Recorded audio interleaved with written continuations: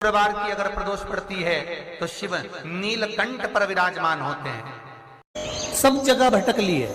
शिव महापुराण के अंदर लिखा है, श्री शिवाय नमस्तुभ्यम बोलने वाले के मुख का दर्शन कर लो तो 1000 अश्वमेध यज्ञ का फल मिल जाता है। तो श्री शिवाय नमस्तुभ्यम बोलकर जब ये इतने जाते होंगे, इनके चरण की जब धूल उड़ती होगी तो हमारे परिवार का और हमारा कल्याण और गांव का कल्याण तो वैसे ही हो जाए। सारी दुनिया में जाकर बोलिया है, जगह जगह जाकर प्रार्थना कर ली, निवेदन कर लिया, तो भी तुम्हारा अगर कोई काम ना बने तब एक काम जरूर करना, एक बेलपत्र, एक शमी पत्र, एक कनेर का फूल देवाधिदेव महादेव को प्रत्येक प्रदोष के दिन शिवजी को जल चढ़ाकर समर्पित करना प्रारंभ कर दो। 2 या 3 प्रदोष निकलेगी, मेरा देवाधिदेव महादेव तुम्हारी झोली खुशियों से भर दे निश्चित।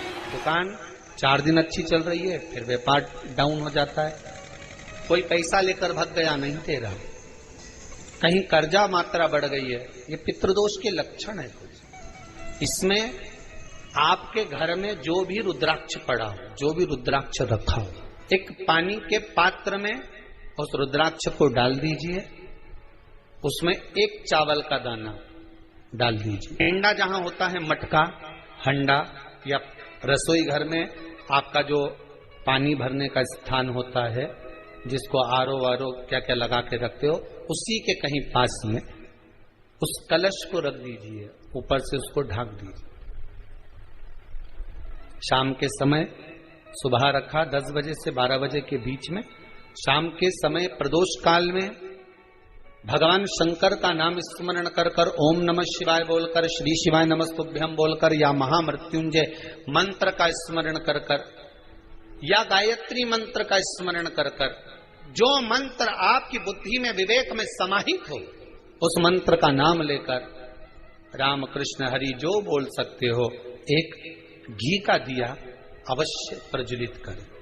लंबी बाती रखा है, उसके ऊपर जो प्लेट रखी है, ढाका गया है, वहां अपना सीधा हाथ रखें और अपने पूर्वजों का, अपने पितरों का स्मरण करें कि मेरे धन को लेकर कोई चले गया, मेरा व्यापार ऐसा चल रहा है, मेरा घर में बच्चों का विवाह नहीं हो रहा, या घर में इतनी अशांति है, ये सब का स्मरण कर कर उस कलश को रात्रि भर रखे रहने दें।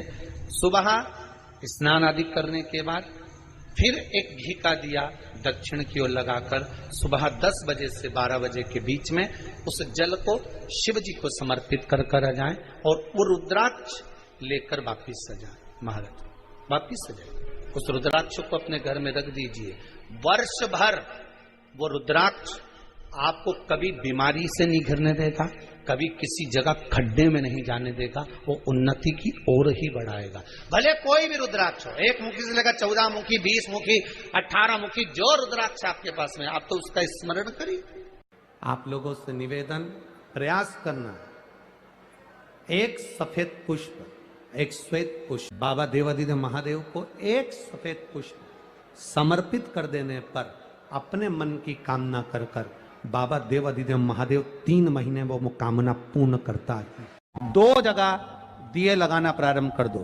पहला बेलपत्री के वृक्ष के नीचे, पहला दिया प्रदोष काल में, प्रदोष के दिन बेलपत्री के वृक्ष के नीचे, और दूसरा दिया अपने दरवाजे की चौखट के बाहर, मतलब अपन बाहर खड़े होंगे, अंदर की ओर दिया नहीं, बाहर की। मासिक शिवरात्रि आती है तो लोग केवल एक शिवरात्रि को जानते थे भाई, बोलो सही है कि गलत? केवल एक शिवरात्रि माघ महीने की जानते थे कि महाशिवरात्रि होती है। शिव महापुराण की कथा धीरे धीरे सुनते सुनते सुनते सुनते शिवरात्रि के महत्व को लोग जान गए। बहुत कष्ट में हो, बहुत तकलीफ में हो, तो महाराज 108 चावल के दानों को केसर में भिगोकर, केसर के पानी में केसरिया कर कर, पकाना नहीं है, पकाना नहीं, उसको कच्चा चावल केसर में भिगोकर 108 दाने शंकर को मध्य रात्रि में, शिवरात्रि के दिन सूर्यास्त के बाद, रात के 12 बजे से पहले कभी भी शंकर को चढ़ा दो, समर्पित कर दो। और वही अक्षत के दाने उठाकर वापिस रख लेना ब्रह्म मुहूर्त में सुबह 4 बजे। बस फिर बाबा पे सौंप देना। जितनी शिवरात्रि आती जाएंगी उतना धन बढ़ता चले जाएगा। बाबा पर आप किसी को कुछ नहीं दे सकते।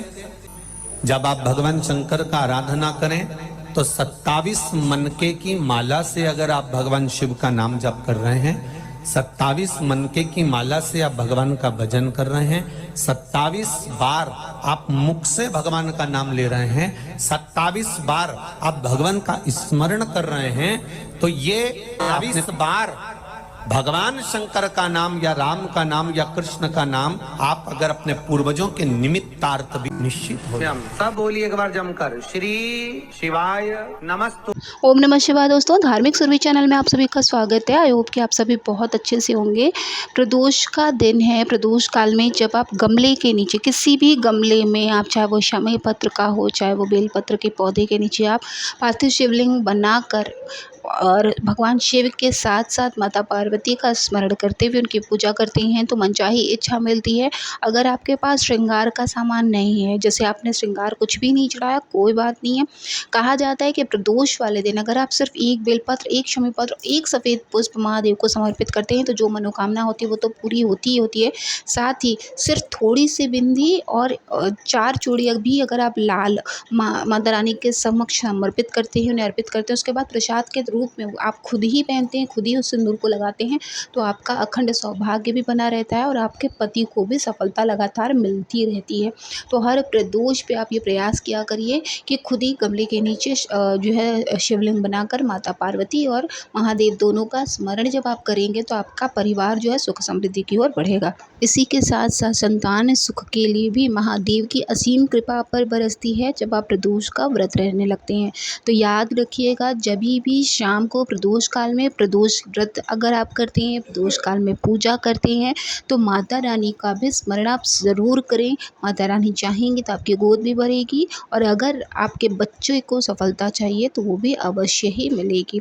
तो आई होप कि आपके घर में हमेशा सुख समृद्धि बनी रहे। मिलेंगे नेक्स्ट वीडियो में, तब तक महादेव की कृपा आप सभी पर बनी रहे। वीडियो अच्छी लगी हो तो प्लीज़ चैनल को सब्सक्राइब कीजिएगा, साथ ही वीडियो को लाइक और शेयर करना ना भूलें, ताकि हम आपके लिए हमेशा सही पूजा, सही विधि और सही जानकारी लेकर आते रहें। मिलेंगे नेक्स्ट वीडियो में, तब तक के लिए महादेव की कृपा आप सभी पर बनी रहे। ओम नमः शिवाय। जय माता दी।